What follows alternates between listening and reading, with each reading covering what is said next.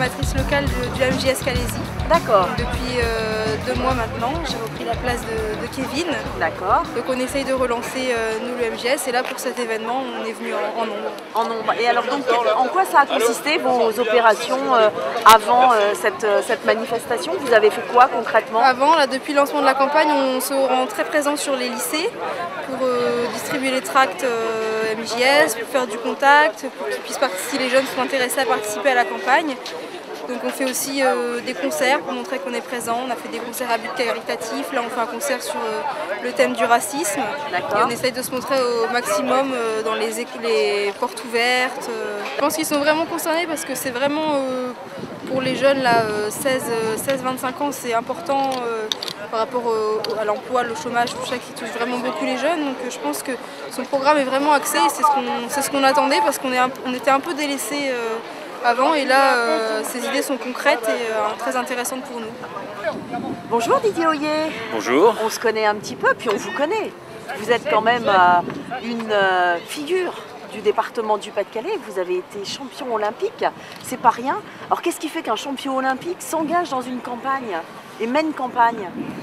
Il y a plusieurs choses, effectivement, bon, c'est pas le fait d'être champion olympique, mais c'est vrai que non, je suis derrière François parce que je suis déjà un homme de gauche, je défends les mêmes valeurs que lui, et puis si mon image, si c'est pas prétentieux de le dire, peut servir d'exemple, c'est avec un grand honneur et un grand bonheur que je dis allez François, on y va. Voilà. D'accord. Et alors donc ça veut dire que, quand même, hein, champion olympique c'est pas rien, vous êtes un symbole. Il y a peut-être aussi un clin d'œil, je veux dire, à faire à François Hollande qui est candidat dans cette campagne des présidentielles. J'ai vu passer, j'ai vu passer ces 30 points sur le sport, donc je me dis bon. Alors oui, justement, voilà. Vous y retrouvez pour l'instant, on verra, mais oui, bon, déjà, il en parle, c'est déjà bien. Parce qu'avec la droite, il n'y a même plus de ministère jeunesse et sport, il n'y a même plus de ministère des sports. Enfin, maintenant, on est brancardier puisqu'on est à la santé. Ah ouais. Donc, non, j'espère qu'il tiendra ses engagements et puis j'en doute pas une seconde. Et je me dis, bon, au moins, on va reparler du sport après le mois de mai 2012. Oui, donc en fait, on est à la fois sur les questions de la mer, liées à la mer, hein, le port de Boulogne, ici aussi un lieu emblématique. Et puis les questions de sport, c'est vrai que jusqu'à présent, il y a des questions comme ça qui restent un petit peu en dehors de la campagne et qu'on aimerait bien voir venir sur un petit peu le devant de la scène.